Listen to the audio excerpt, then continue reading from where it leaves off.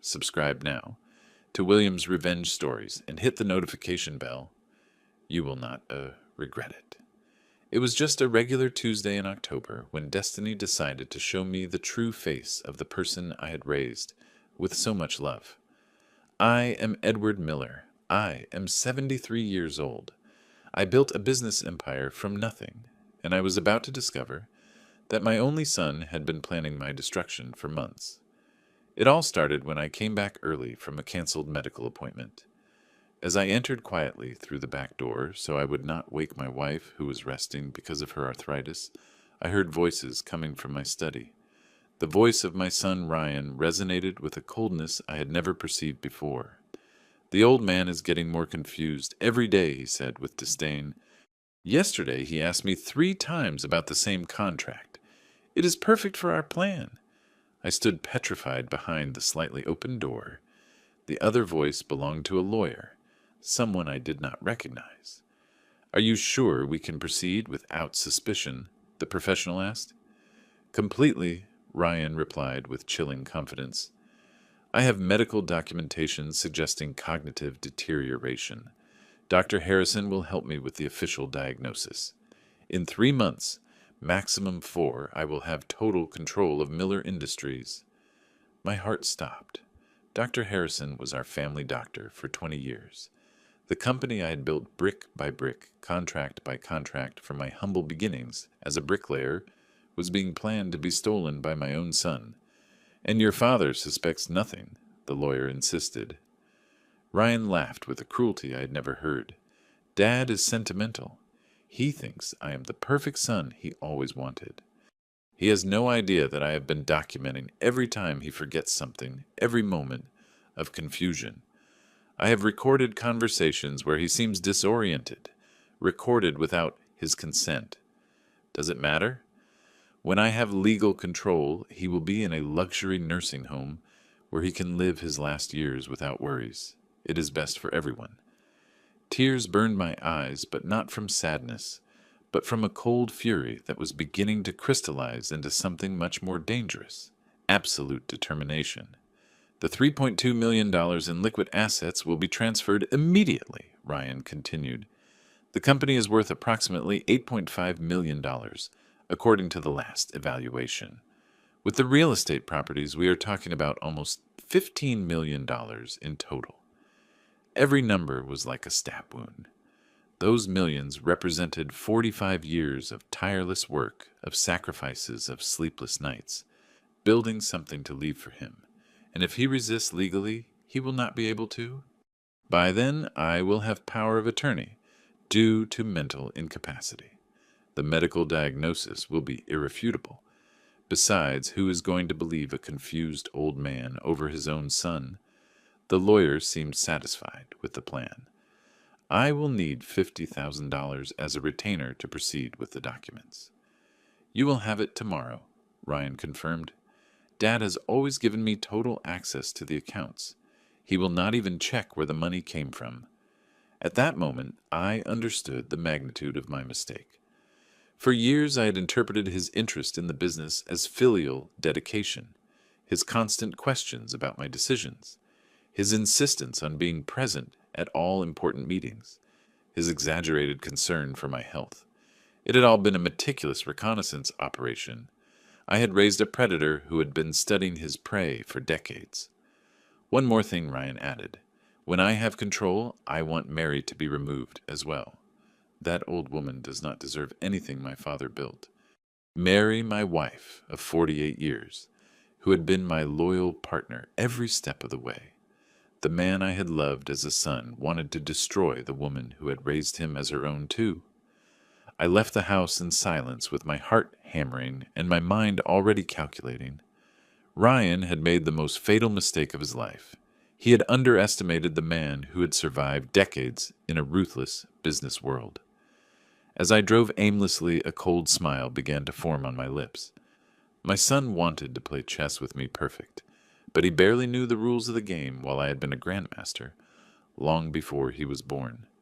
That night when I returned home, acting as if nothing had happened, I began planning the most devastating lesson Ryan Miller would receive in his life. a lesson that would teach him that experience always triumphs over poorly calculated ambition. The war had begun, but my son would not know he was fighting until it was too late. That early morning I could not sleep.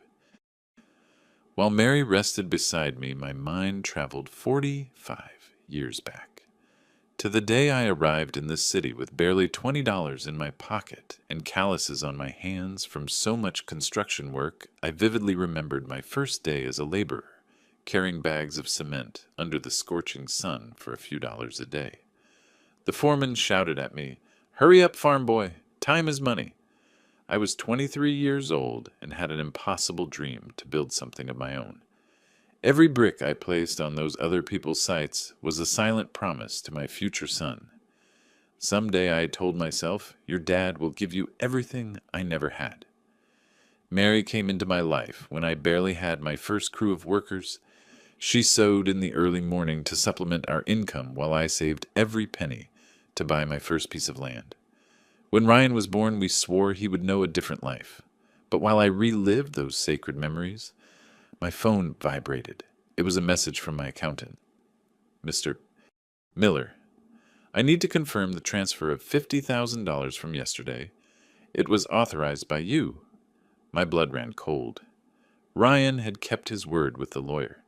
I was financing my own destruction with my own money.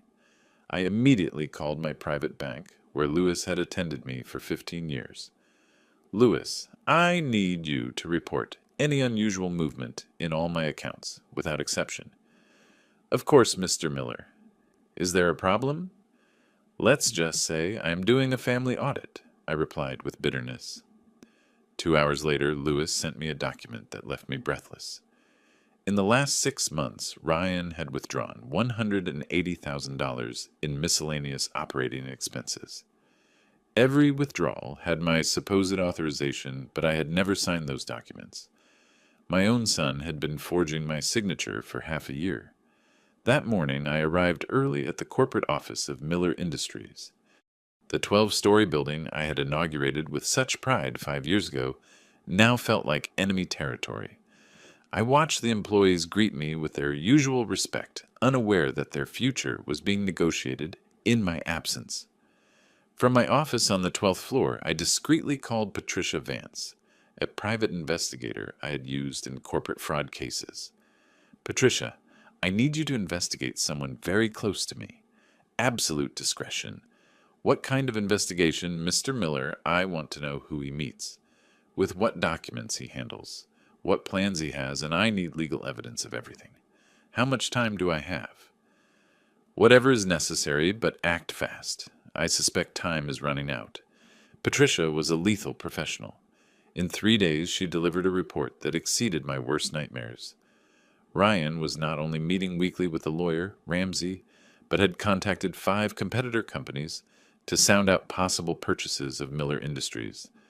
He had requested independent evaluations of our assets and had consulted with 3 different doctors about mental incapacity declaration procedures.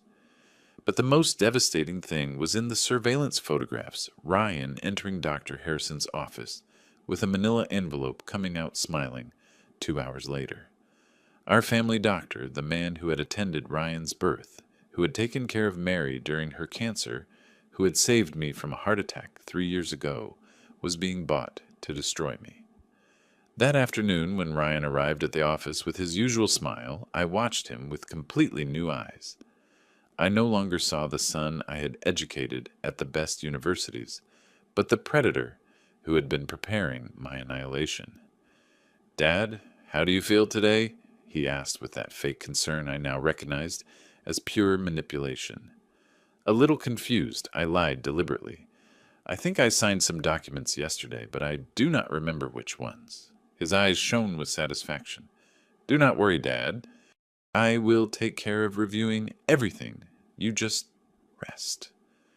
While he reviewed the papers on my desk, I discreetly activated the recorder Patricia had installed in my watch. Every condescending word, every paternalistic gesture would be documented.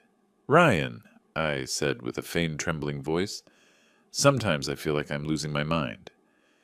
Do you think I should see a specialist?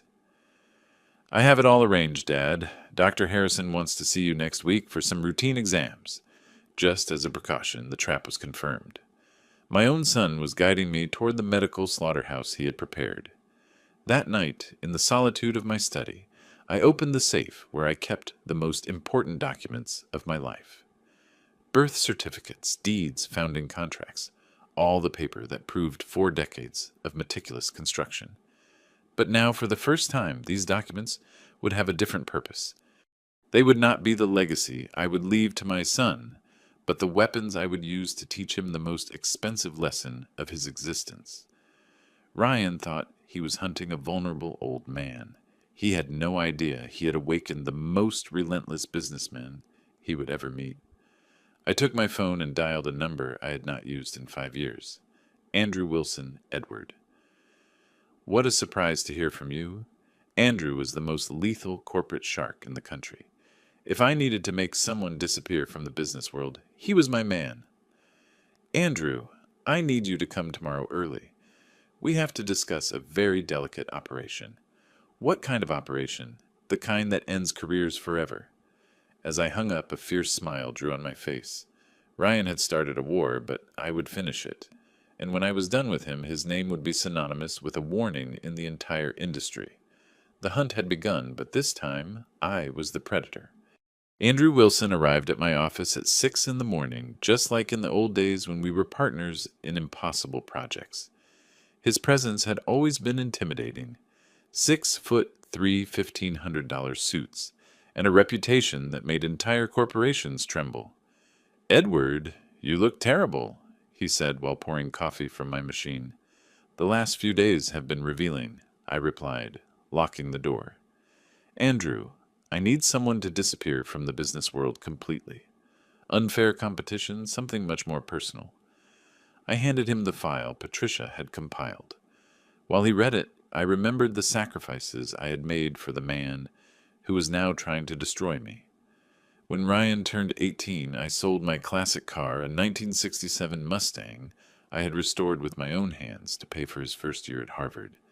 It was my only personal luxury, but seeing his happy face, receiving the acceptance letter, was worth every penny. During his 4 university years, I worked 18 hours a day to cover the $280,000 his education cost. Mary sewed uniforms at night to help with extra expenses.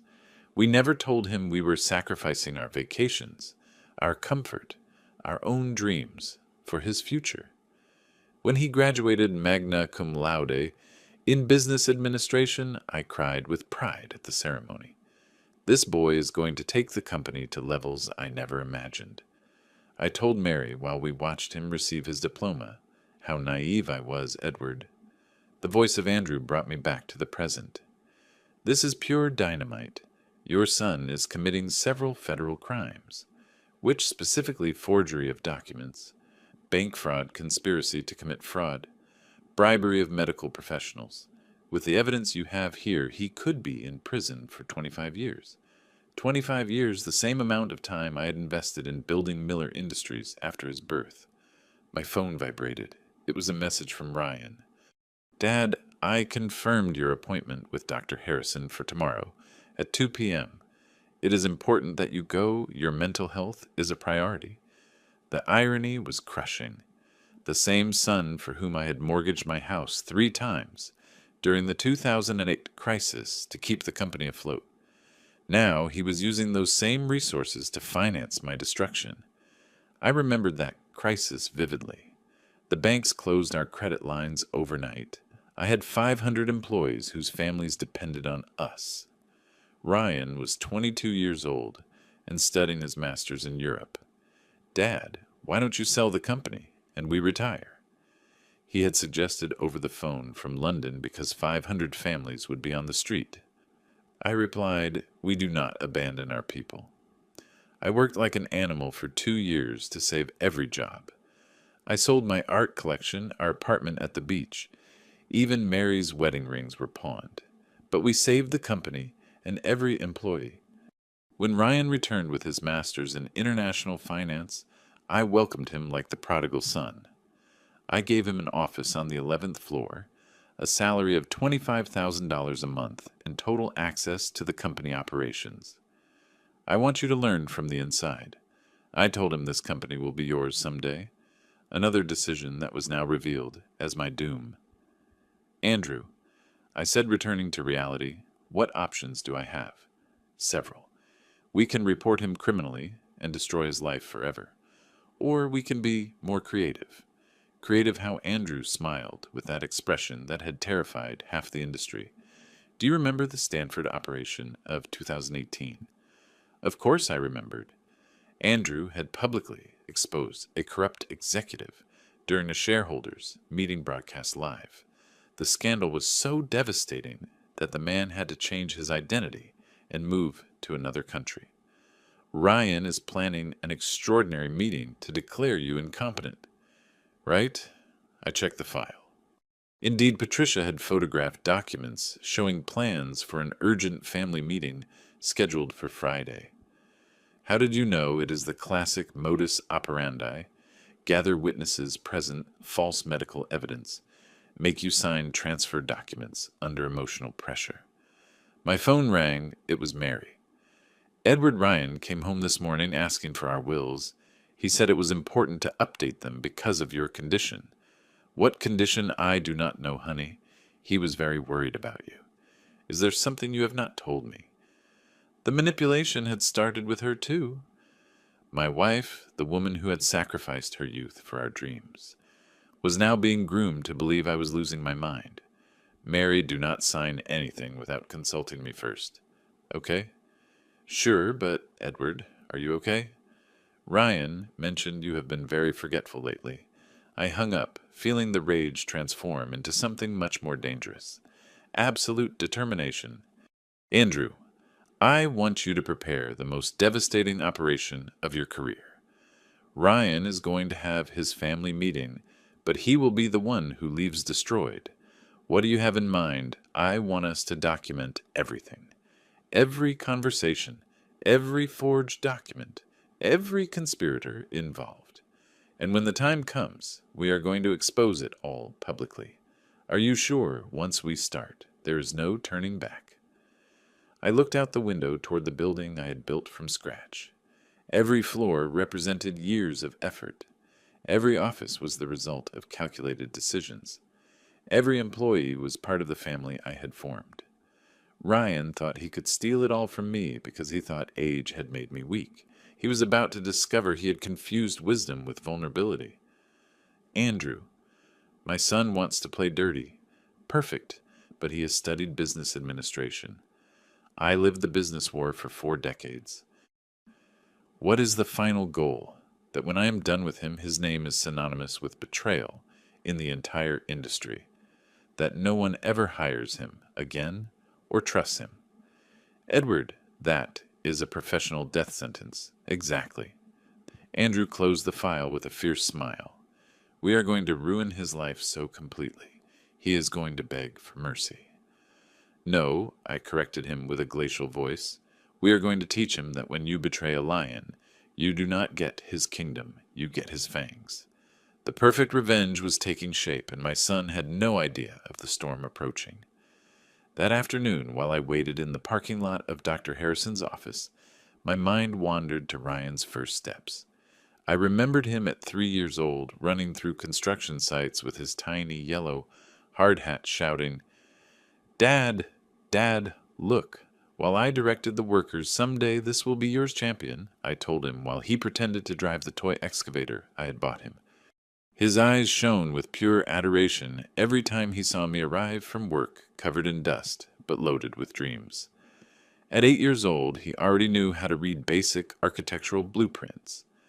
I took him to meetings with important clients, where he stayed quiet in his chair, absorbing every word like a sponge. The investors were amused, seeing the little engineer asking smart questions about foundations and structures. This boy has business material, the architect Morales told me after a presentation where Ryan had pointed out an error in ventilation calculations. He was right. My son had found a flaw that would have cost us $50,000 in repairs later. But while I remembered those golden moments, Patricia sent me new photographs that shattered every beautiful memory. The images showed Ryan leaving the medical office with a triumphant smile, carrying a manila folder. 20 minutes later, cameras caught him in a nearby coffee shop, handing documents to a man I recognized immediately, the notary Connor, specialist in wills and legal powers. My phone vibrated with a message from Patricia Edward. I intercepted the conversation. Ryan just obtained a false medical diagnosis, certifying severe cognitive deterioration, scheduled date for legal presentation next Tuesday. Tuesday in 4 days, my own son planned to present fraudulent documents to declare me legally incompetent. Dr. Harrison received me with his usual cordiality, but something in his eyes had changed. During 30 years, this man had been like a brother to our family. He had attended every illness of Ryan. He had been present when Mary fought against cancer. He had been the doctor who saved me during my heart attack. Edward Ryan mentioned some concerns about your mental state lately. He began with a strangely formal voice. What kind of concerns, doctor? Episodes of confusion, memory loss, difficulties making complex decisions. I think we should do some specialized exams. Every word was a stab. This man who had sworn to protect my health was now actively participating in my destruction for money from my own son. Dr. Harrison, I said with apparent calm, how much did Ryan pay you for this diagnosis? His face went pale. Edward, I do not know what you are talking about. I am just worried about your well-being. 50,000, 100,000. What was the price of 30 years of friendship? I think this kind of paranoia confirms my suspicions, he replied nervously. I'm going to recommend an immediate psychiatric evaluation. I left the office with a complete recording of the conversation and the absolute certainty that not a trace remained of the Dr. Harrison I had known. My son had not only bought a false diagnosis, he had corrupted one of the most respected men in my life. That night in my study, I opened the family photo album Mary had kept for decades. Page after page showed the evolution of our son, his first communion, high school graduation, college, admission, obtaining degrees, promotions in the company. In every photo, Ryan smiled with that mix of pride and ambition I had interpreted as filial love. Now seeing those same images with knowledge of his betrayal, I could detect something more sinister, the cold calculation of someone who had always seen our relationship as a long-term investment. My phone rang. It was Andrew Edward. I have explosive news. Ryan is not only forging medical documents, he has also been manipulating the company's financial statements. How is that possible? Your accountant, Jim, is involved.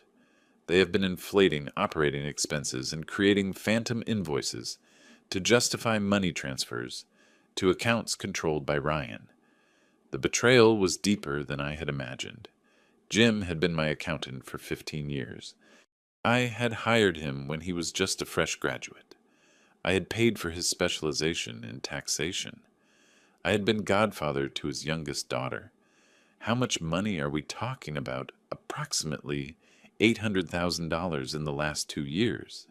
$800,000, almost $1 million, that my son had systematically stolen while I trusted him blindly. Andrew, I need you to contact Robert Stone in the anti-corruption DA's office. This is no longer just family betrayal. It is corporate fraud on a large scale. Are you sure you want to involve authorities? Once we take that step, Ryan could face real criminal charges. I closed my eyes and pictured my son at 5 years old, sleeping in my arms after reading him his favorite story about dragons and princesses. In that story, the prince always saved the kingdom from the forces of evil. How ironic that now I was the prince and my own son was the dragon. Andrew Ryan decided to become a criminal the day he started stealing from the company I built for him. He is no longer my son. He is a criminal who happens to share my last name. Understood. Tomorrow we will meet with Stone.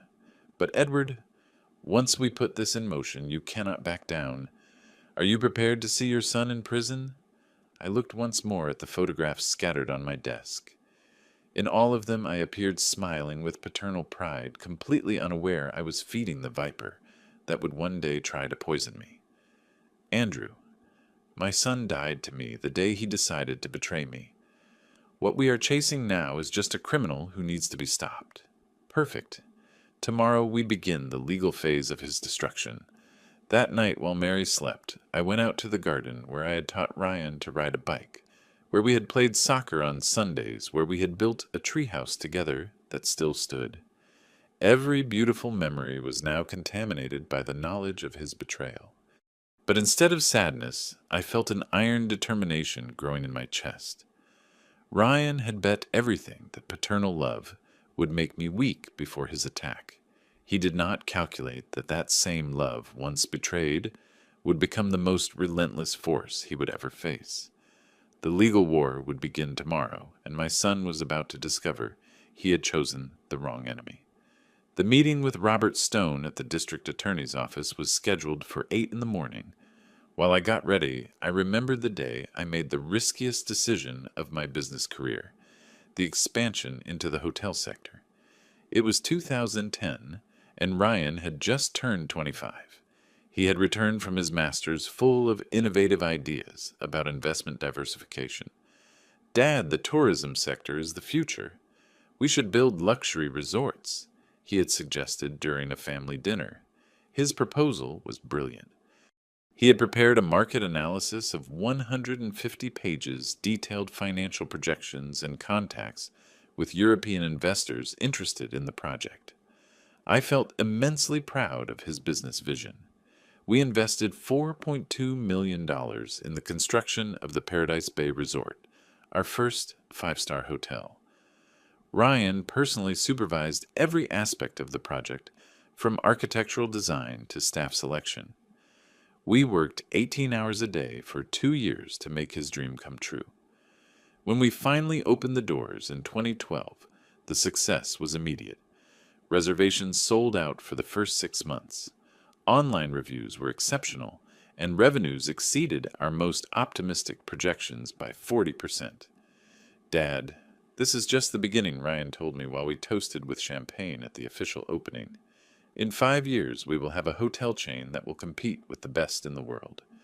That night, I cried with pride watching my son shine among international investors, speaking fluently in 3 languages about growth projections and market strategies. "This boy is going to take our name to heights I never imagined," I whispered to Mary while we watched his presentation, but now 7 years later, I discovered that that same intelligence I had admired so much was being used to destroy me systematically. Robert Stone was a relentless prosecutor with a reputation for not accepting bribes or political pressure. His office looked like a bunker, security cameras, metal detectors, and armed guards in every corner. "Mr. Miller," he said, while reviewing the file Andrew had delivered, "these evidences are extraordinarily compromising. Your son has violated at least 12 different federal laws, which are the most serious forgery of official documents, aggravated bank fraud, bribery of medical officials, money laundering, and conspiracy to commit fraud. Just the first 3 could mean between 15 and 20 years in prison." 20 years. Ryan was 32 years old. If convicted, he would leave prison at 52 with his professional life completely ruined. DA Stone Andrew intervened. "We also have evidence that he is bribing company employees to obtain confidential information." Stone raised an eyebrow. "What kind of information? Access codes to banking systems, passwords for corporate accounts, business strategy documents, asset evaluations. Basically, he is buying internal spies." My phone vibrated with a message from Patricia Edward Urgent. "Ryan is in a meeting with 3 employees from your finance department. They are at the Continental Hotel Room 1247. I have recording equipment installed." "Excuse me," I said, getting up. "I need to attend to something urgent." I left the office and immediately called Patricia. "What is happening in that meeting?" "It is incredible. Edward, Ryan is offering them $1,500 each to testify about your supposed mental incapacity during board meetings. He also promised them to keep their jobs when he takes control of the company. $1,500 per employee. My son was buying false witnesses with money he had stolen from corporate accounts. Who are the employees? Carmen from the accounting department, Michael Form, HR, and Fernando from finance. Carmen. I had hired her 8 years ago when she was a single mother and urgently needed work to support her 2 daughters. I had paid for forensic accounting specialization courses and promoted her 3 times. Last year, when her youngest daughter needed heart surgery, I personally covered all medical expenses. Michael was even more painful. I knew him since he was a college intern. I had taken him under my wing. I had been a witness at his wedding godfather to his first son. During the pandemic, when the company faced difficulties, he was one of the few employees I kept on full payroll to protect his family. Fernando had started as a messenger 15 years ago. I myself had motivated him to study finance at night. I had financed his education and promoted him gradually until he became department head. 3 people I had treated like family who had prospered thanks to my trust and generosity were now willing to betray me for money stolen from my own company. Patricia, are they accepting the proposal? Carmen seems doubtful, but Michael and Fernando already signed commitment documents. Ryan handed them envelopes with cash as an advance. I returned to Stone's office with a controlled fury that gave me absolute mental clarity. Prosecutor, we just documented active bribery of witnesses. My son is right now buying false testimonies to use in fraudulent legal proceedings. Do you have direct evidence, audio, and video recordings of the transactions? The employees are receiving cash in exchange for planned perjury. Stone leaned forward with renewed interest. Mr. Miller, this turns the case into something much more serious. We are talking about an organized criminal operation. What does that mean in legal terms? It means we can proceed with racketeering charges, which would take the potential sentence to 30 years in prison without possibility of parole. 30 years an effective life sentence for someone of Ryan's age. Andrew said, Stone, turning to my lawyer, I need you to prepare a controlled evidence operation. We want to capture Ryan in the act of committing these crimes with eyewitnesses and irrefutable documentation. What kind of operation? A trap. We are going to make Edward participate in a situation where Ryan feels forced to reveal his entire criminal plan while we record every word. I looked toward the window of the prosecutor's office, observing the city I had helped build during 4 decades of honest work. Every building, every project, every business success had been achieved with integrity and respect for the law. Now my own son, educated with the most solid values, had chosen the path of crime to steal what he would have one day inherited legitimately. D.A. Stone, I said with a firm voice, let's set that trap. It is time Ryan learns that the consequences of betraying family go far beyond losing an inheritance. Are you sure once we start this operation there is no turning back? Your son will face full justice. My son died to me when he decided to become a criminal. What we are hunting now is just delinquent who needs to pay for his crimes. The final phase of my revenge was about to begin, and Ryan had no idea he had fatally underestimated the man who had dedicated his life to building legitimate empires. The trap would be executed on Friday afternoon during the supposed emergency family meeting Ryan had planned. But before that final confrontation, Patricia handed me a discovery that exceeded all my worst fears. Edward, I found something that is going to destroy you, she told me while opening a red folder in my private office. Ryan not only has secret local accounts, he has been transferring money to banks in the Cayman Islands for 3 years. The pages showed international banking movements for a total of $2.3 million. Every transfer had been carefully planned to avoid automatic reports to the IRS. My son was not only a thief, he was an international tax evader. While I processed this devastating information, my mind flew to the memories of when I financed his graduate education in London. It had been his dream to study international finance at the London School of Economics, one of the most prestigious universities in the world. Dad, this opportunity will change my life forever, he had told me with tears in his eyes when the acceptance letter arrived, but the cost is $180,000 for the full 2 years. $180,000. In 2008, that amount represented almost half the value of our company. The global financial crisis had hit our sector hard, and many construction companies were going bankrupt daily. But seeing the hope in Ryan's eyes filled me with determination. Son, if that university can turn you into the businessman you dream of being, we will find a way to pay for it. I mortgaged our main house, sold my pre-Columbian art collection that had taken 20 years to gather, and persuaded 3 private investors to lend me the remaining money at 18% annual interest. During those 2 years, I worked like a man possessed to pay not only for Ryan's education, but also the interest on the loans. Mary had to cancel her weekly spa treatment she needed for her arthritis, and I stopped buying business books, which had always been my personal passion, but every sacrifice was worth it.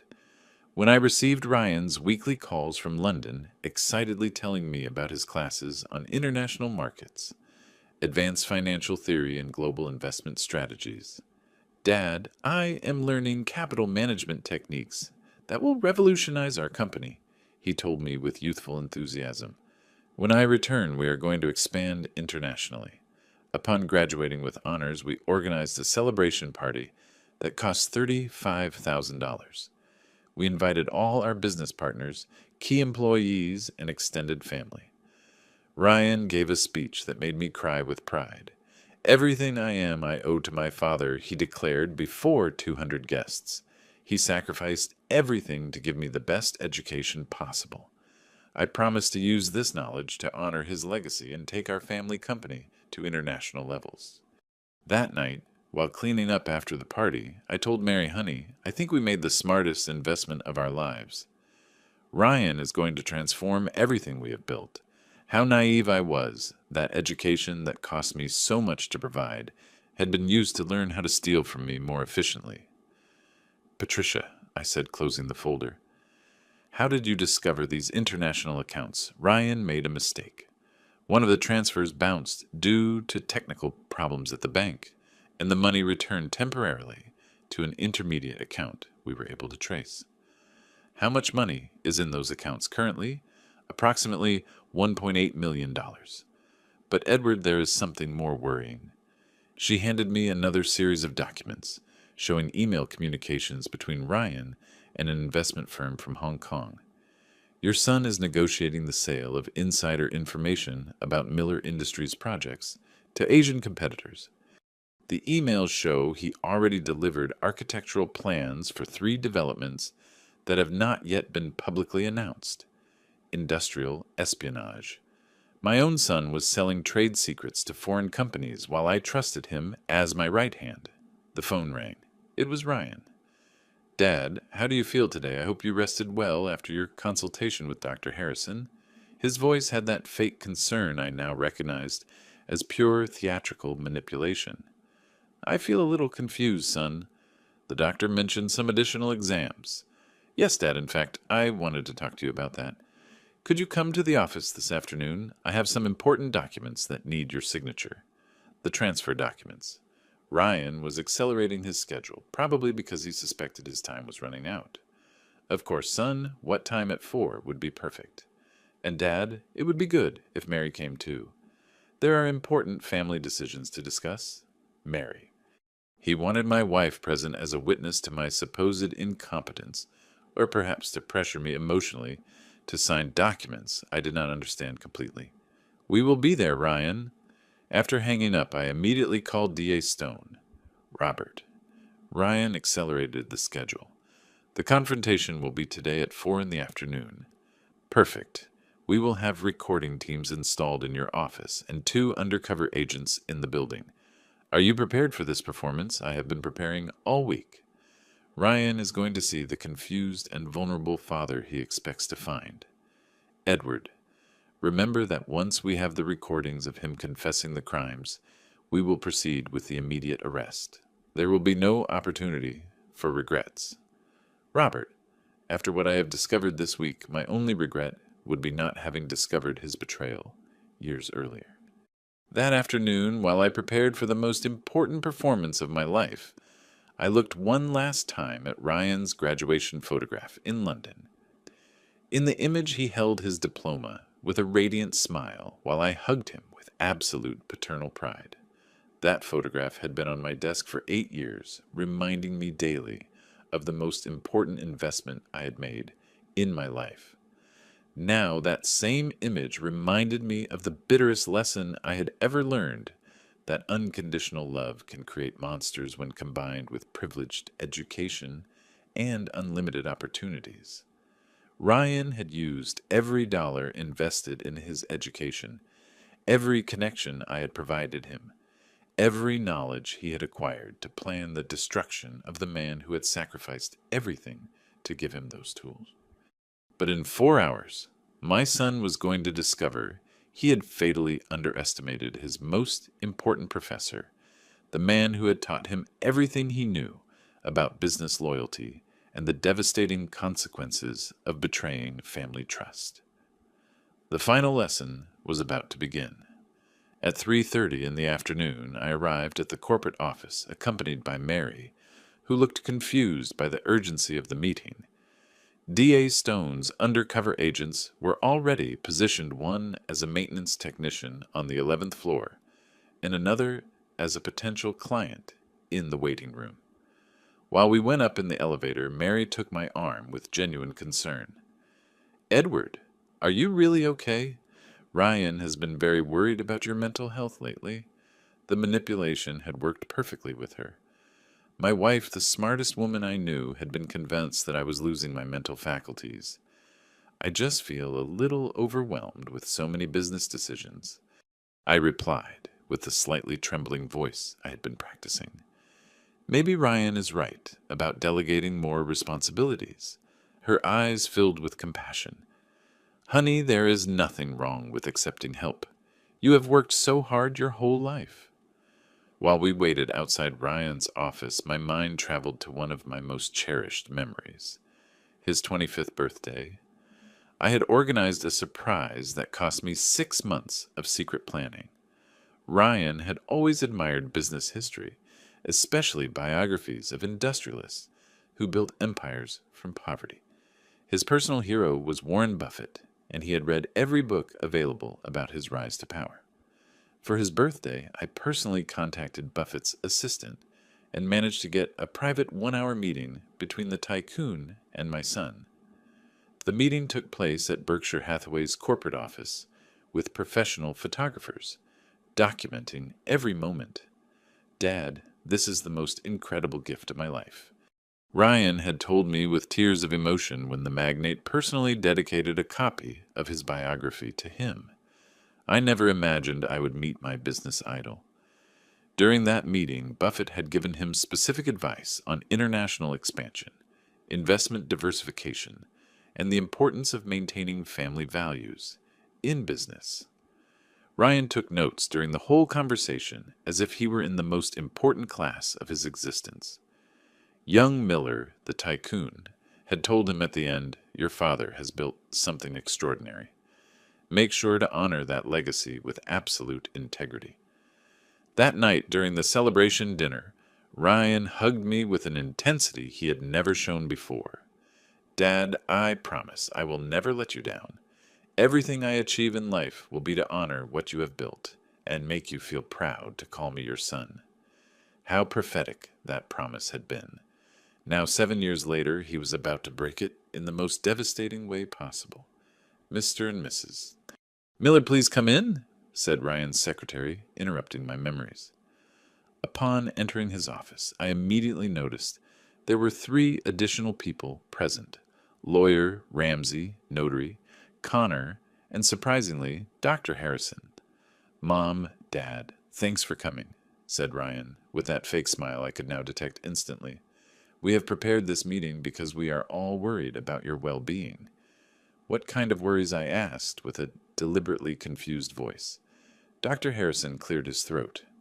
Edward, after our recent exams, I've identified worrying signs of cognitive deterioration that require immediate attention.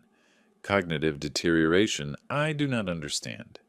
Dad Ryan intervened with fake compassion. You have been forgetting important conversations, signing documents, without remembering them making contradictory business decisions. We are here because we love you and want to protect you. Mary leaned forward with anxiety. How serious is it, Doctor? Serious enough to require Edward to delegate the administration of his financial and business affairs to someone he trusts? Replied Harrison with the assurance of someone who had rehearsed his speech. Lawyer Ramsey spread a folder of documents on the desk. Mr. Miller, we have prepared a comprehensive power of attorney that will allow Ryan to handle your affairs while you receive necessary medical treatment. Medical treatment? Mary asked, alarmed. Nothing drastic. Ryan lied smoothly. Just a period of rest in a specialized clinic where Dad can recover without the stress of running the company. A specialized clinic. The euphemism for the mental asylum where they plan to commit me once they obtain legal control of my assets. I do not know, I said, deliberately shaking my hands. This all seems very sudden. Dad, it is precisely that confusion that worries us. Ryan insisted with increasing urgency. You need to sign these documents today so we can begin to protect everything you have built. The moment had arrived. It was time to get the full confession D.A. Stone needed. Ryan, I am scared, I said with a broken voice. What will happen to the company? What will happen to me? His eyes shone with anticipated triumph. Dad, I will take care of everything. The company will be in the best hands possible. As for you, you will live comfortably without worries for the rest of your life. But will I still be the owner? Ryan exchanged glances with Lawyer Ramsey before answering. Dad, the important thing is that you are well taken care of. Legal details are complicated for someone in your condition. What legal details? I insisted. Well said Ramsey, intervening to protect assets from possible lawsuits or tax problems. It will be necessary to transfer the formal ownership of the company to Ryan, but only as a protective measure. Transfer ownership. Yes, Dad, Ryan confirmed with increasing impatience. But do not worry about that. The important thing is that you sign now so we can begin to help you immediately. Dr. Harrison leaned forward. Edward, your condition is deteriorating rapidly. Every day that passes without treatment is crucial. And if I do not sign? I asked with a trembling voice. The silence in the room became tense. Ryan looked nervously at his accomplices before answering. Dad, if you do not cooperate voluntarily, we would have to proceed with a legal declaration of incompetence. It would be a public and humiliating process we would prefer to avoid. Legal declaration of incompetence. Yes, admitted Lawyer Ramsey. We have sufficient medical documentation to proceed through the judicial route if necessary. But it would be much better for everyone if this is resolved as a family. Mary took my hand with tears in her eyes. Edward, if these professionals say you need help, we should listen to them. I looked at my wife, the woman who had shared 48 years of my life, completely convinced she was helping her sick husband. Ryan's manipulation had been so effective that even she had become an unwilling accomplice. Okay, I said finally with a defeated voice. If everyone believes it is best, I will sign the documents. Ryan could not hide his smile of triumph. Dad, you are making the right decision. In 6 months, when you are recovered, you will see this was best for everyone. While I pretended to read the documents with confusion, I knew every word of this conversation was being recorded by D.A. Stone's teams. Ryan had just publicly confessed to medical fraud, conspiracy, emotional extortion, and forced commitment plans. I took the pen with a shaking hand, knowing this would be the last act of my performance as a helpless victim. In minutes, my son would discover he had fatally underestimated the man who had taught him everything about strategy, patience, and the devastating art of calculated revenge. I signed with a trembling hand and deliberately scrawled an illegible last name. That stroke was enough for Ramsay to put away the papers greedily. They had fallen into the net. The barely audible click, coming from the fake smoke detector, confirmed that everything had been recorded. I feigned dizziness. Ryan took the opportunity to hug me with feigned tenderness and address the group proceed with the next phase. His voice reflected haste. He thought the trophy was already his. While Mary accompanied me to the sofa, I remembered 2015 when the company inaugurated its first office in Singapore. That decision was risky. No one in the country imagined a U.S. builder competing with Asian giants in port engineering. I traveled 70 times that year, slept in airports, and closed contracts at 3 a.m. with improvised translators. Ryan, then director of operations, called me a hero. He said he would learn from my boldness to someday surpass me. I never thought his ambition would mutate into poison. In the present, the lawyer opened a new folder, marked Continuity Plan, and slid it toward Ryan. "You require signing as interim CEO," he explained. "The board will ratify it in the next session." The notary nodded while stamping my consents. Dr. Harrison reviewed a clinical schedule where the date of my commitment stood out in red. Everything was calculated to the minute. Then the last guest appeared, Stephen Carter, former director of a rival firm expelled for embezzlement. I had seen him only once at an industrial cocktail party. Now he entered with a sly smile. "Mr. Carter will be my strategic advisor," announced Ryan with a triumphant voice. "He will supervise the firm while Dad rests." I clenched my fists. Carter had bankrupted 3 subsidiaries and fired 2,000 workers. His mere presence was enough to dismantle my corporate culture based on loyalty and fair wages. Private guards hired by my own son escorted Carter through the 11th floor toward the boardroom. As soon as they crossed the door, the undercover agents exchanged glances. The final piece of the puzzle appeared before the cameras. They asked Mary to accompany the doctor to explain the treatment. My wife, convinced she was protecting me, left with wet eyes. Ryan and I remained. The office turned into a silent ring. "Dad," he whispered, forgetting the mask, "this is for the best. You are not in condition to lead, and my people, my projects.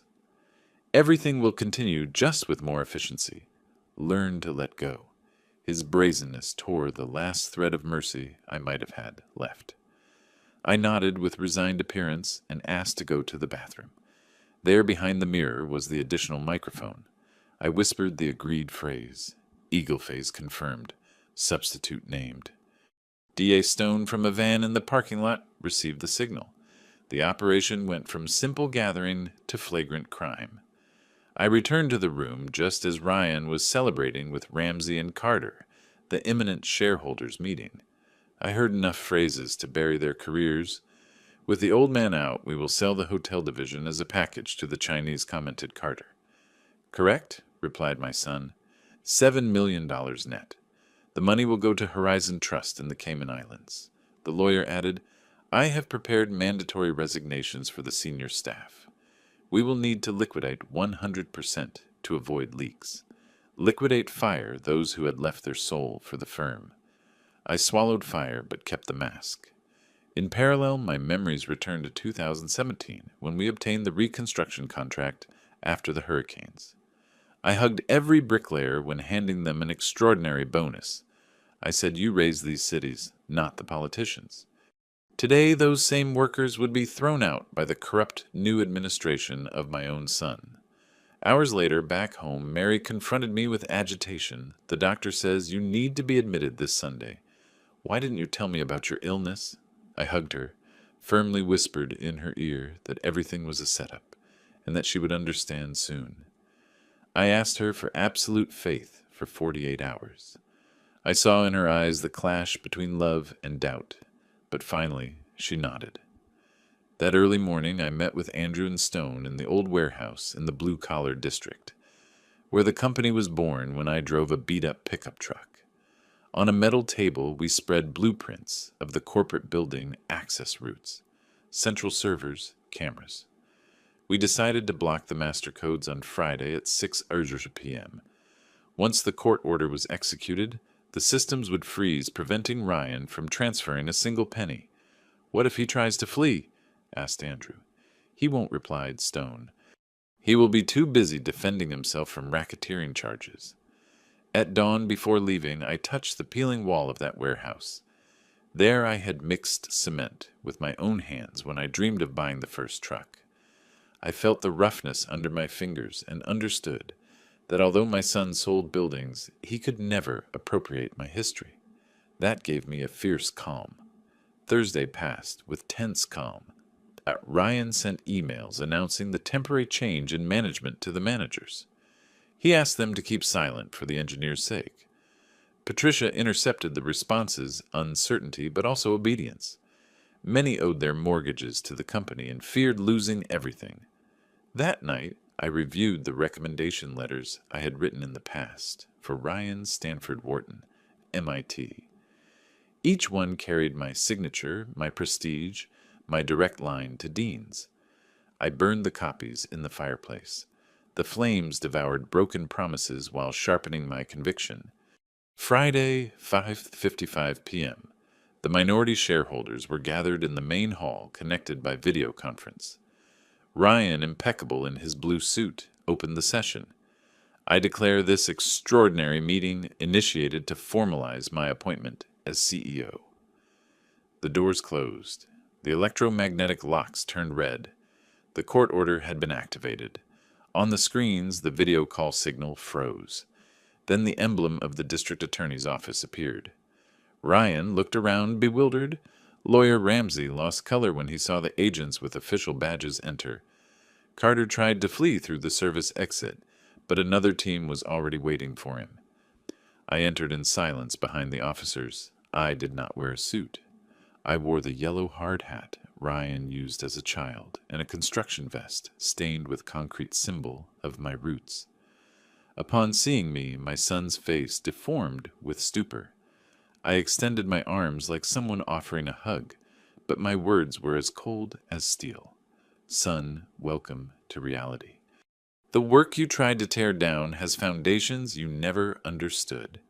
The agents read him his rights, while hidden cameras broadcast everything to the shareholders and the financial press Stone had discreetly summoned. Every crime was narrated with dates, amounts, names. Ryan's perfect mask shattered before half the country. When they handcuffed him, he stammered, "My name, Dad," I only replied. "Chess pieces do not beat the player who moves them." He fell to his knees, remembering perhaps that wooden board where I taught him the first Sicilian opening.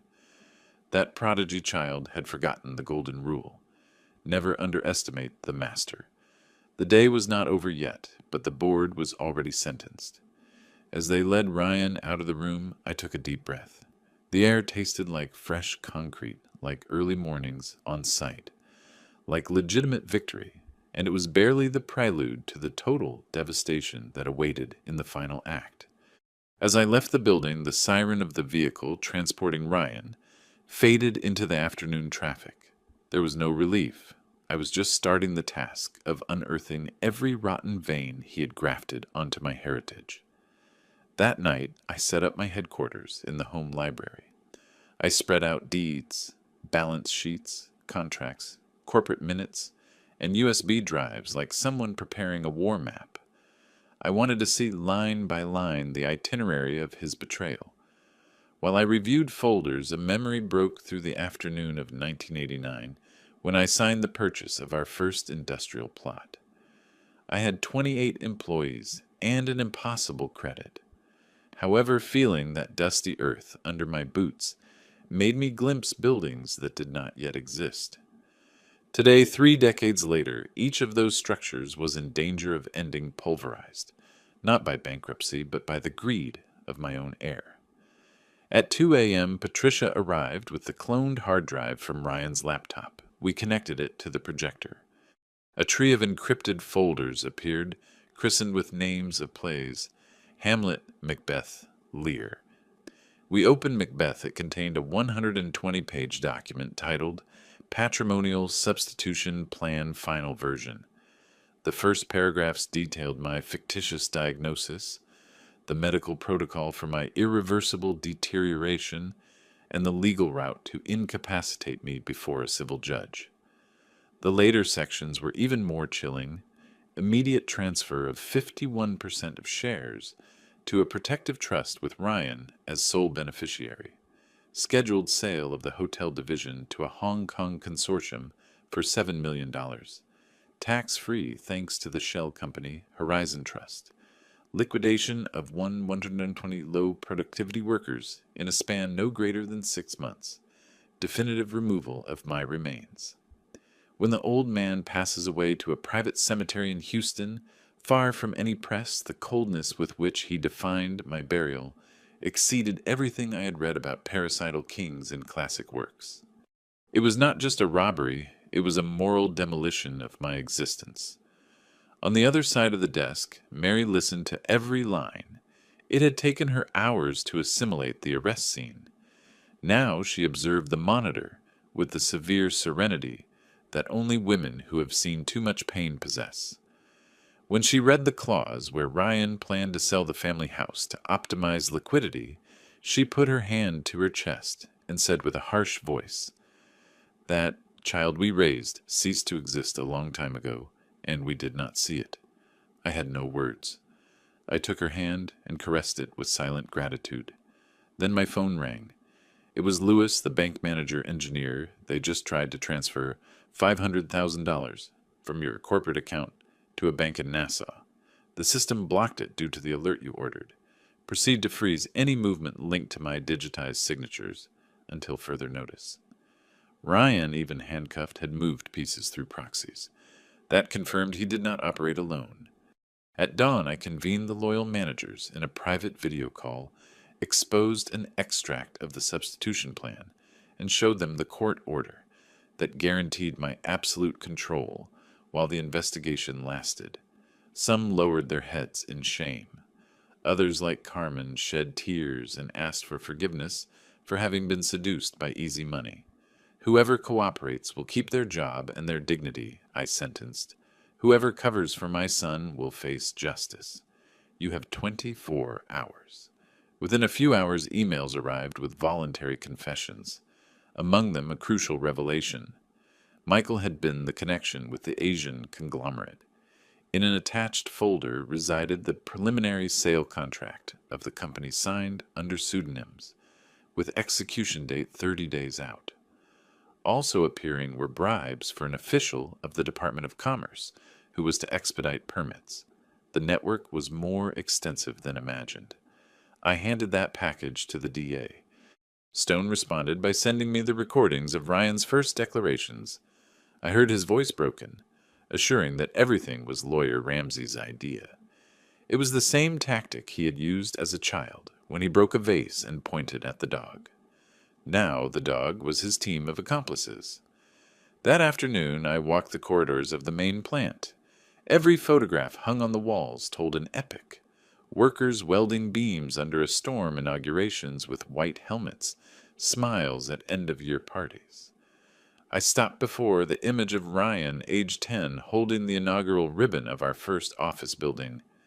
I touched the glass. His reflection superimposed on mine seemed to ask me who had failed. I found no answer. Around 6, Andrew arrived with a bag of newly gathered evidence. On the table, he spread Dr. Harrison's bank statements. Monthly deposits coming from a shell pharmaceutical company controlled by Carter. There were also photographs of night meetings at the Aurora restaurant, where Ramsey handed envelopes to court clerks. The conspiracy encompassed doctors, notaries, bureaucrats, and even a substitute judge willing to certify my incapacity. Everything was ready to admit you on Sunday, Andrew explained. They already had a room assigned at the Alcazar Clinic, the psychiatric wing with restricted access. I felt a repulsive vertigo, imagining myself locked up, medicated by force while my last name was auctioned. My blood froze for an instant. Then came a wave of fierce relief. I had stopped the machinery just seconds before it crushed me. The next step was to shield physical properties. I ordered the legal department to register precautionary measures on the 17 key lands. Hotels, dry ports, industrial parks. Any attempt at sale or mortgage would be automatically rejected. I signed the instructions with blue ink, my emblematic founder color a clear symbol that I was still in command. At midnight, Patricia brought a classified envelope, the complete log of Ryan's conversations with the Hong Kong consortium. In the last email, he promised to deliver the company debt-free and without the sentimental interference of the founder. I reread that phrase until I memorized it. I decided I had to return it to the sender with a sharp modification. I replied from Ryan's account. The prosecutor authorized the temporary impersonation for evidentiary purposes. The founder is still alive, lucid, and owner of every brick. Agreements annulled. Shove the check where it fits. I pressed the send and experienced a joy that no literary revenge could describe. At 3 a.m, now alone in the library, I opened the small safe where I kept a forgotten object. The pocket watch I inherited from my father, an illiterate farmer who taught me to respect the land and one's word. The mechanism still beat. I rested it on the document of the substitution plan and understood the metaphor the honest gears would end up crushing Ryan's corrupt machinery. Dawn arrived wrapped in silence. My shoulders ached, but my mind burned with pristine clarity. I already knew every stretch of the plot, every accomplice, every offshore account. The network was dismantled. The master stroke was missing, selling the company in secret, just as he had planned, but under my conditions and for a purpose he never imagined. That gigantic design to become a casualty on my sword would begin to execute in a few hours. As I placed the yellow helmet on the desk, I knew that the legacy would not only survive, it would transform into an impregnable fortress, built with the cement of experience and the just fury of a patriarch who should never have been underestimated. A silent Saturday broke when I stamped my signature on the document that would unleash the definitive corporate earthquake, a confidentiality agreement with the Swiss firm Bachmann Vogt Specialists in lightning acquisitions. 5 pages were enough to shield the operation from prying eyes.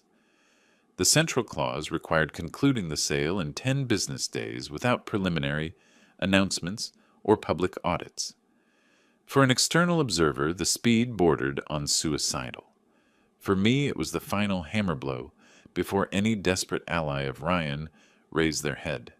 While the ink was still drying, I received Patricia's report. From his provisional cell, my son had contacted the tax lawyer, Lorena, promising her 10% of everything left standing if she managed to freeze my assets via commercial court. It was clear that even shackled, he continued moving pawns. I responded by getting 3 moves ahead. I ordered Andrew to present before the same court the evidence of transnational bribery discovered in the Hamlet and Lear folders. With a single brief, we dismantled any claim for a precautionary measure. No magistrate would risk their career to protect someone accused of organized crime with accounts in the Caymans. Act immediately, I convened Cecilia, Director of Human Resources, since the typewriter era. I entrusted her with the most delicate piece of my strategy, activating the labor shareholding program I had designed 20 years ago but never executed. The mechanism would immediately transfer 3% of the capital to a collective trust for employees with more than 10 years of seniority. That tiny percentage being included in the Swiss contract guaranteed multiplied indemnities, and above all, turned every veteran worker into a moral custodian of the transaction. If anyone tried to reverse the sale, they would face not only me, but 500 voices with legitimate rights over the heritage. Cecilia, with shiny eyes, needed several seconds to react. Then, in an almost childish gesture, she hugged the guidelines folder as if it were an Olympic trophy.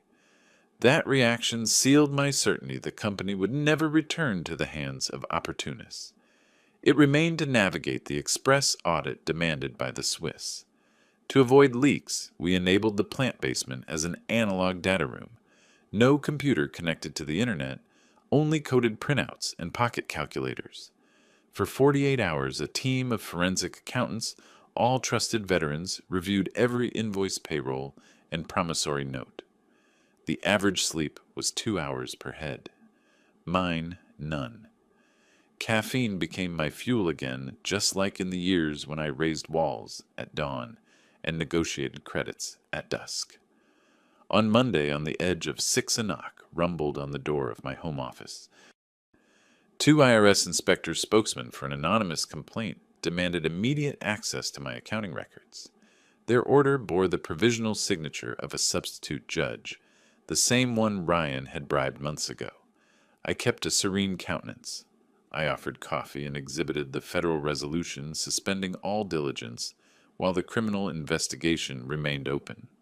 I handed them copies. Upon reading the letterhead of the anti-corruption district attorney, they turned pale and withdrew without taking a sip. It was my son's last slap, dissipated in less than 20 minutes. Mid-morning, Mary entered with a tea tray and a question that had been floating in her gaze for hours.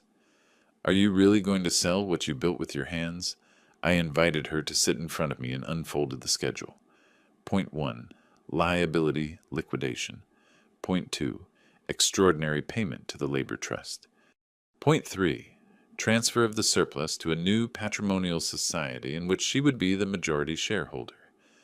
I did not speak of myself. My personal future was irrelevant. I needed her to understand that the legacy would change form, not essence. At the end, she whispered, "I trust you just promise me this won't tear out your soul." I answered her with the naked truth. I had lost my soul the day I heard Ryan planning my burial. What I was doing now was saving the dignity of every brick before the fire spread. Tuesday 11th, 57 p.m. Armored boardroom. 5 representatives of Bachmann Vogt in front of me. On the table, 2 identical folders, one in English, one in German. We reviewed annexes for 7 hours without a single break. Every figure coincided with the financial statements purged of corruption.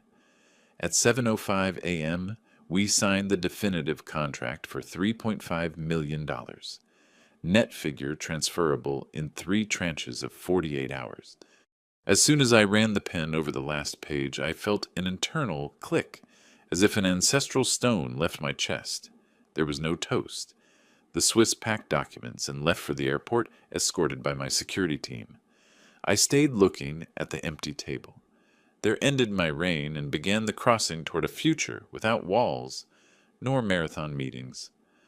Upon leaving the building, the early sun illuminated the yellow helmet hanging on the rear-view mirror of my truck. I took it and placed it on the passenger seat, symbol that the physical work had concluded. But my work as an architect of destinies was just facing its final phase on the way to the medium security prison. I received the banking confirmation of the first deposit, $1.5 million crystal clear dollars. The driver asked if I wanted to stop to celebrate. I shook my head.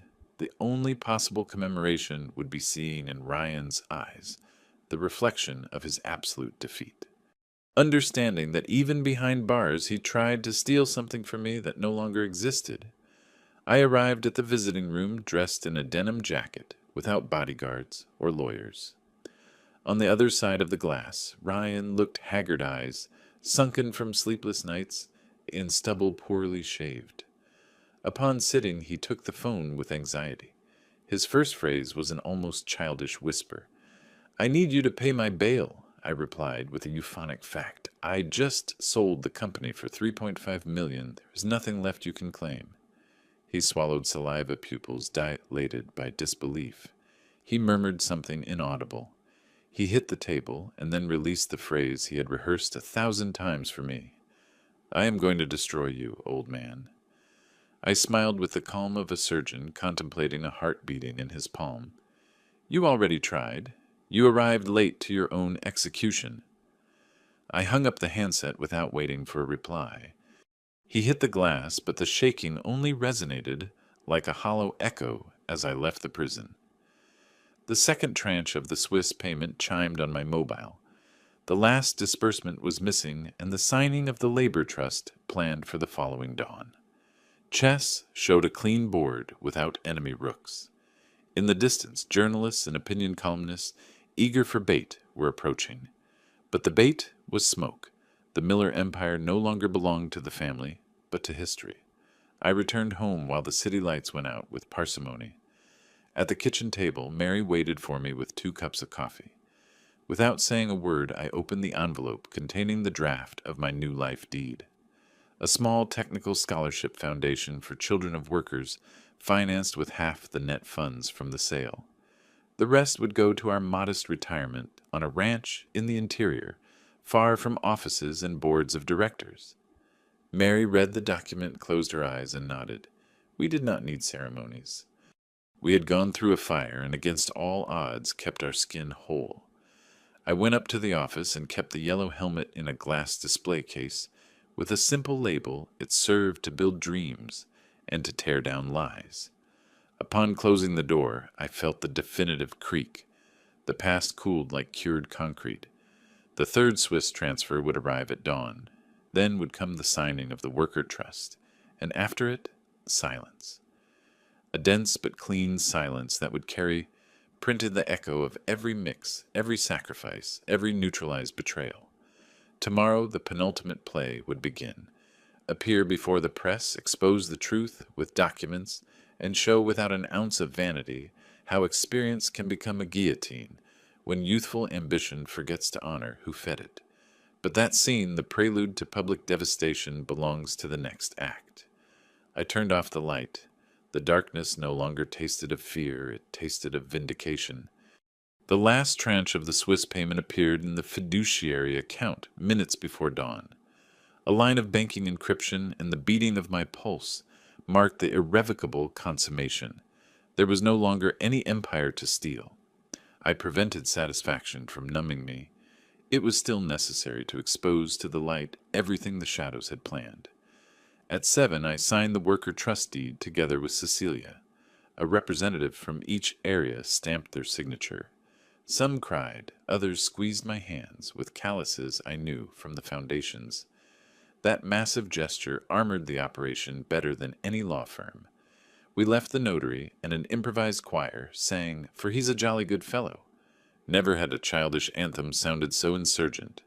The next stop was the National Civic Forum. Andrew had rented it with discretion and transformed it into a press room with 15 selected seats. There would be no confusing plurality, only economic journalists with incorruptible trajectories, 3 certified cameras, and simultaneous translation for foreign correspondents. Every seat had a sealed folder with the word Veritas and a flash drive attached.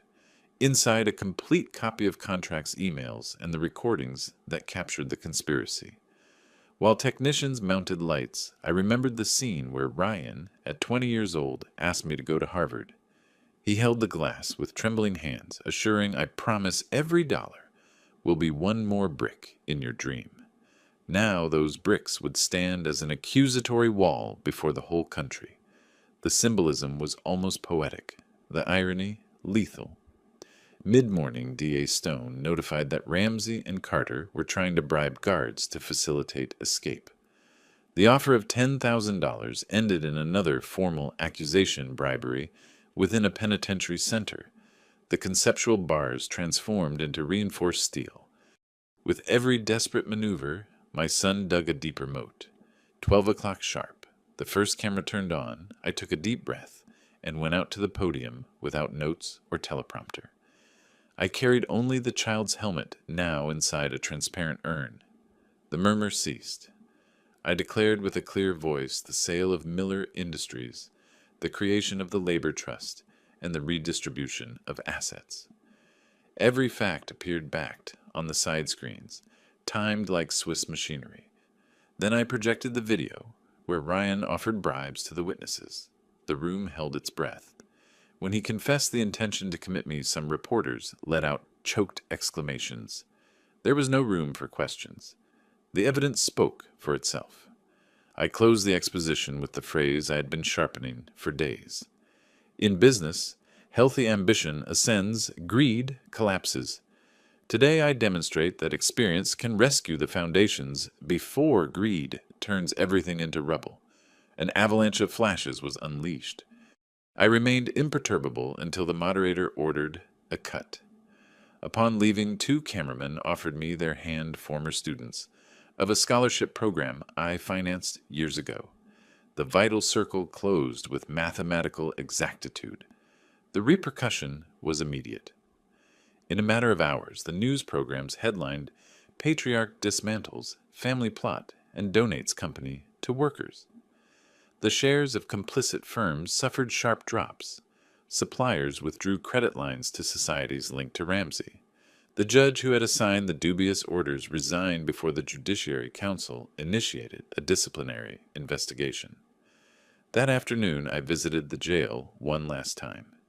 Ryan waited in the contact room escorted by 2 extra guards. His countenance had cracked. No trace remained of the self-assured executive. He took the handset without drama eyes, opaque. "Dad, I saw the conference," he murmured. "Everyone has turned their back on me," I replied with a firm voice without apparent resentment. Only daggers or applause reached the back. "You chose the edge," he averted his gaze.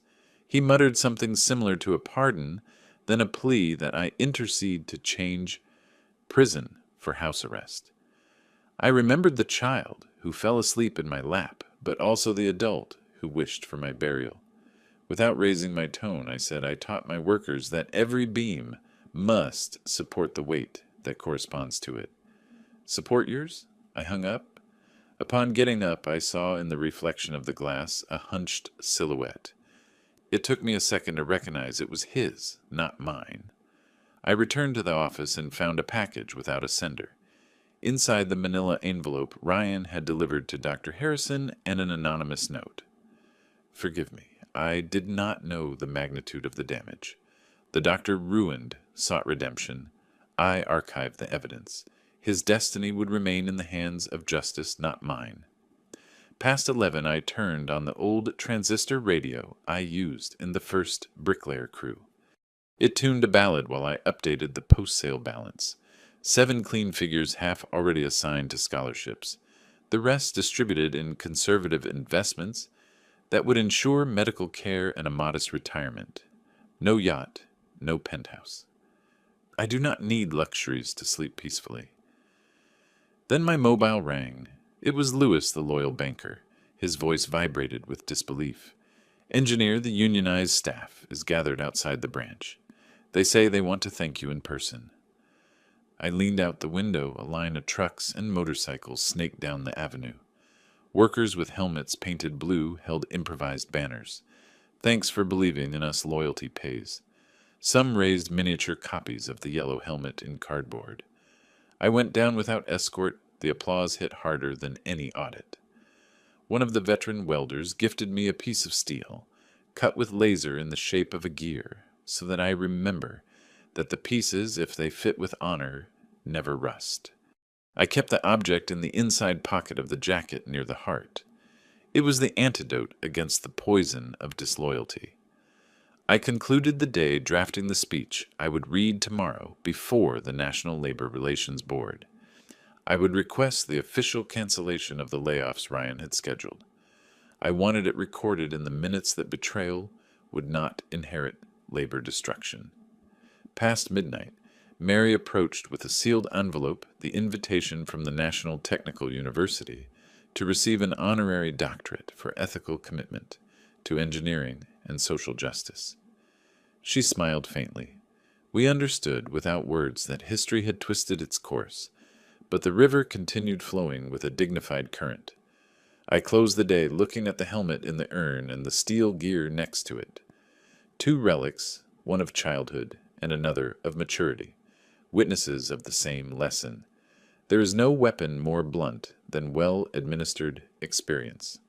On that improvised altar I turned off the light. The revenge was virtually consummated, but the public verdict would reach its climax the following day, when the courts read to Ryan the complete list of charges, while the world press rebroadcast every syllable. The calm before the final thunder settled in the house like dense mist. I breathed deep, feeling for the first time in months a glimpse of rest. Tomorrow would arrive the definitive demolition of my heir's reputation and the official birth of a new era built on foundations that not even filial hate could crack. I adjusted my father's pocket watch and let it mark time on the nightstand. Every tick resonated like a hammer on a nail. One more blow is missing, just one to seal the lid of this coffin of lies. That last stab, public and noisy Tuesday, dawned with a brazenly blue sky, as if the city were anxious to witness the outcome. At 9, the courthouse bustled with cameras, microphones, and onlookers. On the esplanade, they improvised a platform for live broadcast. On the giant screens, it read, "Organized Crime Hearing, Miller versus Miller Case." The echo of that family paradox rumbled in every corner. I entered accompanied only by Andrew and an officer from the DA's office who carried 2 boxes labeled Evidence A and Evidence B. Inside the forged contracts, the transfers, the audios of the plot. I did not need more weaponry. Reality was enough dynamite. The main room, with capacity for 300 people, was packed. Judges in black robes on the podium. Defense lawyers aligned like nervous chips. In the background, worker representatives with their blue helmets. In the first row, Mary holding my father's pocket watch, immutable witness of 4 generations. The murmurs ceased when escorts brought in Ryan. He wore a beige jumpsuit, steel handcuffs, and a hollow look that did not manage to hide the resentment. The central magistrate opened the session. He enumerated without hesitation every imputed crime. Aggravated bank fraud, falsification of medical opinions, conspiracy for illegitimate deprivation of liberty, bribery of officials, industrial espionage, attempted bribery. For every charge, the screen showed documents with official seals and fully verified signatures. Every paragraph read by the judge was a slab falling on the accused. When it was the turn of testimonies, I did not raise my voice an iota. 45 phrases were enough for me, all measured with surgical meticulousness, recounting how I discovered the conspiracy, describing the strategy of recording evidence, exposing the irrevocable sale of the company, and finally confirming the creation of the Labor Trust. No word sought revenge, only stated facts. The desolation in Ryan's eyes revealed that the truth punished more cruelly than any speech of hate. Ramsey tried to invalidate my declaration, alleging excessive emotionality. The judge reminded him that emotionality does not disqualify technical evidence. Carter wanted to deny his participation, but the video, where he demanded firing 1,000 workers, occupied the gigantic screen. His face twitched, became a meme before the hearing ended. 3 hours later, the magistrate dictated preventive prison for Ryan and his partners, while the firm sentence was prepared. The crowd erupted in murmurs of astonishment. I remained standing until the guards let him out. Passing by me, he murmured something unrecognizable, a cross between a plea and hate. I did not answer. It was enough to look at him without rage for him to understand that there was nothing left to rescue, neither inheritance nor surname, nor the smallest crack to slip through. We went out to the esplanade, and the workers formed a human corridor. They did not chant my name or wave banners. They simply touched their helmets with 2 fingers. Fraternal crew, salute. That silent gesture weighed more than an ovation. I walked slowly among them, feeling that every step sealed a chapter and opened a new territory. That afternoon, the world press flooded the networks with headlines that seemed extracted from a modern Greek tragedy. Patriarch dismantles filial plot company sold in secret to save it from greed, iron lesson on trust and betrayal. Shares of Carter's consultancy fell 32% on the stock market. The medical board immediately suspended Dr. Harrison's license. Ramsey's notary office was closed down. The domino effect was unstoppable. However, my objective was not the spectacle. That same night, at the headquarters of the new trust, I signed the first 40 technical scholarships for children of welders and electricians. I also authorized soft loans for internal entrepreneurs who wanted to open small subsidiary construction companies. The seed of a more plural legacy germinated in real time. Upon concluding, I invited Mary to tour the main building for the last time. The lights were off. Only the emergency lamps drew elongated shadows on the marble. We went up to the 12th floor, where my office remained empty except for the glass urn. Inside, the small yellow helmet rested illuminated by a beam of auxiliary lighting. I knew it was time to say goodbye. I opened the urn, slid the helmet between my hands, and felt the rough texture of worn plastic. That object had been a witness to Ryan's childhood and symbol of my trust. Now it was a relic of warning about the dangers of arrogance. I kept it in a canvas backpack and turned on the mobile recorder. This building is closing. I dictated the coordinates of the future no longer belong to my generation. May the next ones raise their own walls, guided by the memory of what happened here. I left the master key on the bare desk, turned off the light, and left without looking back.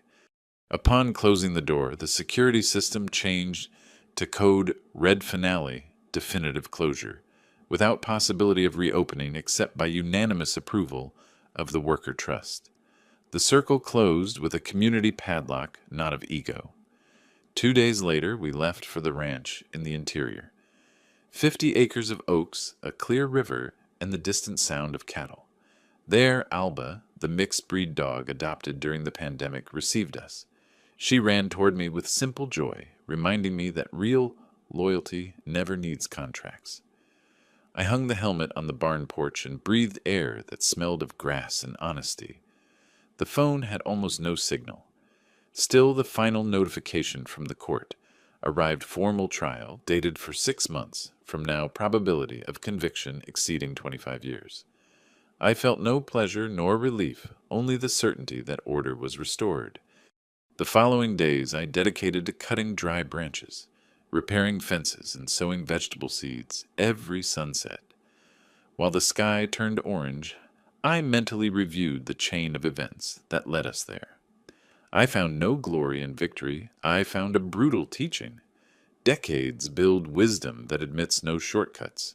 Whoever tries to usurp it without understanding its foundations is crushed under their own weight. A week later, I received a handwritten letter from Ryan.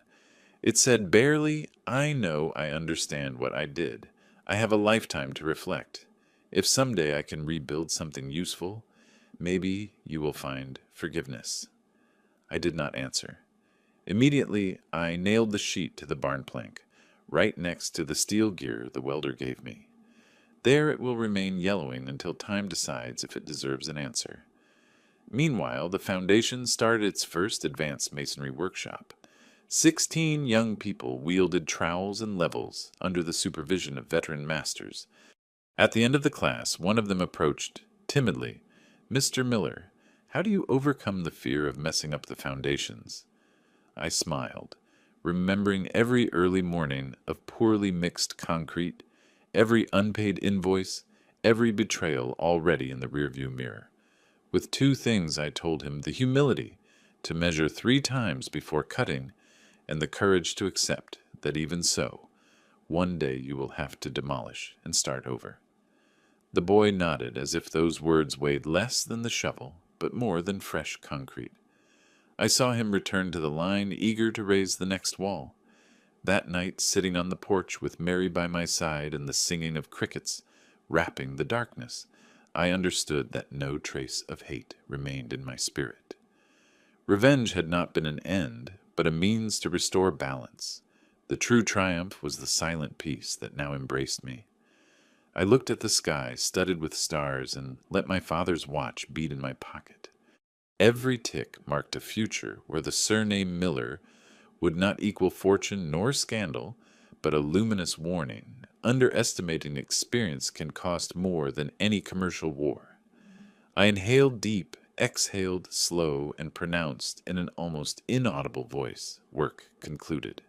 The night wind carried that phrase toward the oaks, maybe to embed it in the bark and remind every ambitious young person who one day passes by here, because the lesson remained written, not in headlines or sentences, but in the earth itself. Whoever feeds betrayal harvests ruins. Whoever forges with honesty raises eternities. And with that thought, the whole universe seemed to nod in silence.